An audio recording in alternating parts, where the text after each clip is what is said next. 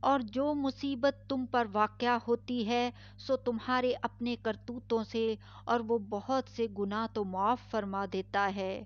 اور تم زمین میں اللہ کو عاجز نہیں کر سکتے، اور اللہ کے سوا نہ تمہارا کوئی دوست ہے اور نہ مددگار۔ اور اسی کی نشانیوں میں سے سمندر میں چلنے والے جہاز ہیں، پہاڑوں جیسے۔ اگر اللہ چاہے تو ہوا کو ٹھہرا دے کہ جہاز اس کی سطح پر کھڑے رہ جائیں۔ ہر صبر اور شکر کرنے والے کے لیے ان باتوں میں قدرت کے نمونے ہیں۔ یا ان کے اعمال کے سبب ان کو تباہ کر دے اور بہت سوں کو معاف بھی کر دے، اور سزا اس لیے دی جائے کہ جو لوگ ہماری آیتوں میں جھگڑتے ہیں وہ جان لیں کہ ان کے لیے کوئی جائے فرار نہیں۔ لوگو، جو مال و متاع تم کو دیا گیا ہے وہ دنیا کی زندگی کا ناپائیدار فائدہ ہے، اور جو کچھ اللہ کے ہاں ہے وہ بہتر اور باقی رہنے والا ہے، یعنی ان لوگوں کے لیے جو ایمان لائے اور اپنے پروردگار پر بھروسہ رکھتے ہیں، اور جو بڑے بڑے گناہوں اور بے حیائی کے کاموں سے پرہیز کرتے ہیں، اور جب غصہ آتا ہے تو معاف کر دیتے ہیں، اور جو اپنے پروردگار کا فرمان قبول کرتے ہیں اور نماز پڑھتے ہیں اور اپنے کام آپس کے مشورے سے کرتے ہیں، اور جو مال ہم نے ان کو عطا فرمایا ہے اس میں سے خرچ کرتے ہیں، اور جو ایسے ہیں کہ جب ان پر ظلم و زیادتی ہو تو مناسب طریقے سے بدلہ بھی لیتے ہیں، اور برائی کا بدلہ تو اسی طرح کی برائی ہے، مگر جو درگزر کرے اور معاملے کو درست کر دے تو اس کا بدلہ اللہ کے ذمہ ہے۔ اس میں شک نہیں کہ وہ ظلم کرنے والوں کو پسند نہیں فرماتا، اور جس پر ظلم ہوا ہو اگر وہ اس کے بعد انتقام لے لے تو ایسے لوگوں پر کچھ الزام نہیں۔ الزام تو ان لوگوں پر ہے جو لوگوں پر ظلم کرتے ہیں اور ملک میں ناحق فساد پھیلاتے ہیں۔ یہی لوگ ہیں جن کو تکلیف دینے والا عذاب ہوگا، اور جو صبر کرے اور قصور معاف کر دے تو یہ بڑی ہمت کے کام ہیں۔ اور جس شخص کو اللہ گمراہ رہنے دے تو اس کے بعد اس کا کوئی دوست نہیں، اور تم ظالموں کو دیکھو گے کہ وہ جب دوزخ کا عذاب دیکھیں گے تو کہیں گے کیا دنیا میں واپس جانے کی کوئی سبیل ہے؟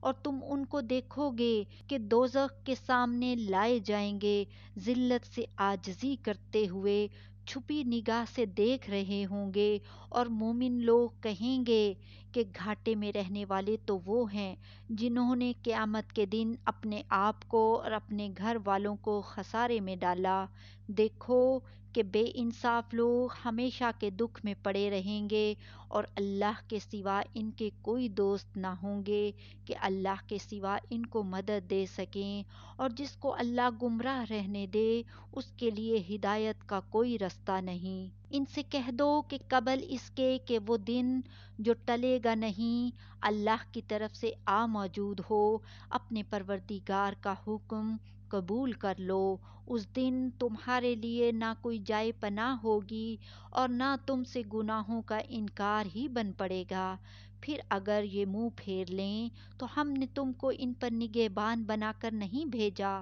تمہارا کام تو صرف احکام کا پہنچا دینا ہے، اور جب ہم انسان کو اپنی رحمت کا مزہ چکھاتے ہیں تو وہ اس سے خوش ہو جاتا ہے، اور اگر ان کو انہی کے اعمال کے سبب کوئی سختی پہنچتی ہے تو سب احسانوں کو بھول جاتا ہے۔ بے شک انسان بڑا ناشکرا ہے۔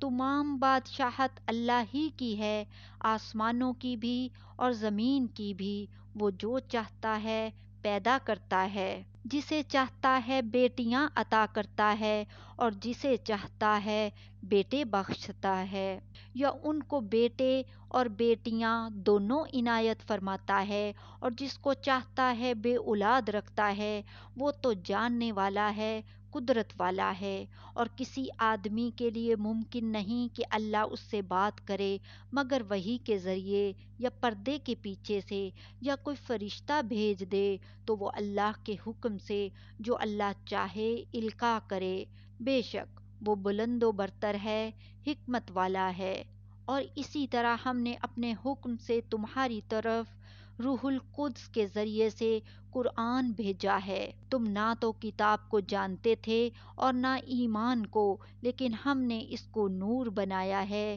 کہ اس سے ہم اپنے بندوں میں سے جس کو چاہتے ہیں ہدایت کرتے ہیں، اور بے شک اے نبی تم سیدھا رستہ دکھاتے ہو، یعنی اس اللہ کا رستہ جو آسمانوں اور زمین کی سب چیزوں کا مالک ہے۔ دیکھو سب کام اللہ کی طرف رجوع ہوں گے اور وہی ان میں فیصلہ کرے گا۔ سورہ زخرف۔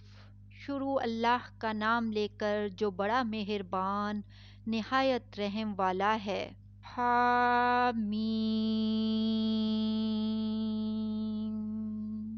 کتاب روشن کی قسم کہ ہم نے اس کو قرآن عربی بنایا ہے تاکہ تم لوگ سمجھو، اور یہ بڑی کتاب یعنی لوح محفوظ میں ہمارے پاس لکھی ہوئی اور بلند مرتبہ ہے، حکمت والی ہے۔ تو کیا ہم پھیر دیں گے تمہاری طرف سے یہ کتاب نصیحت موڑ کر، اس بنا پر کہ تم ایسے لوگ ہو جو حد پر نہیں رہتے، اور ہم نے پہلے لوگوں میں بھی بہت سے پیغمبر بھیجے تھے، اور جو پیغمبر بھی ان کے پاس آتا تھا تو وہ اس سے ضرور تمسخر کرتے تھے، تو جو ان میں سخت زور والے تھے ان کو ہم نے ہلاک کر دیا، اور پہلے لوگوں کی حالت گزر چکی۔ اور اگر تم ان سے پوچھو کہ آسمانوں اور زمین کو کس نے پیدا کیا ہے تو کہہ دیں گے کہ ان کو غالب اور علم والے اللہ نے پیدا کیا ہے، جس نے تمہارے لیے زمین کو بچھونا بنایا اور اس میں تمہارے لیے رستے بنائے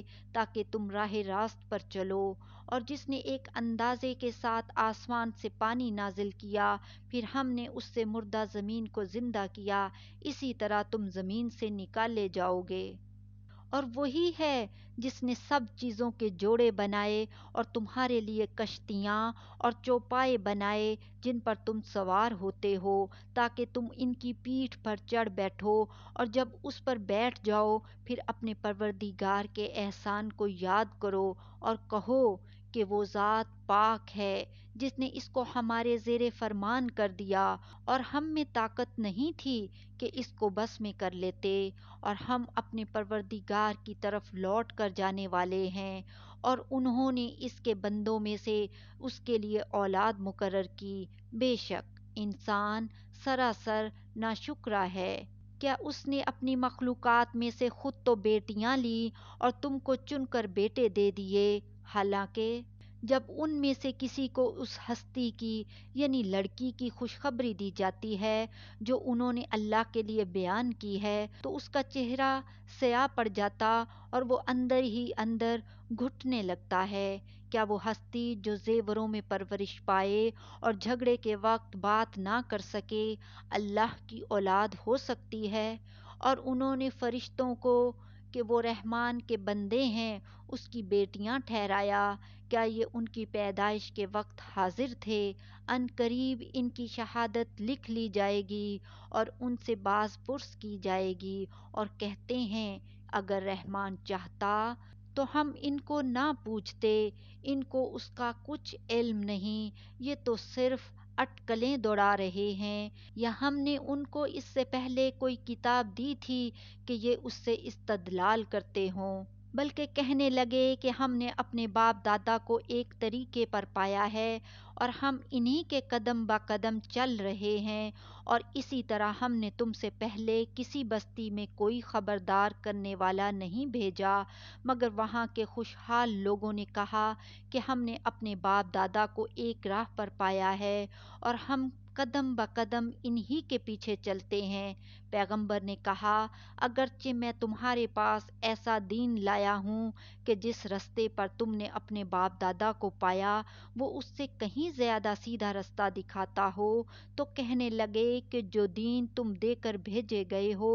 ہم اس کو نہیں ماننے کے، تو ہم نے ان سے انتقام لیا، سو دیکھ لو کہ جھٹلانے والوں کا انجام کیسا ہوا۔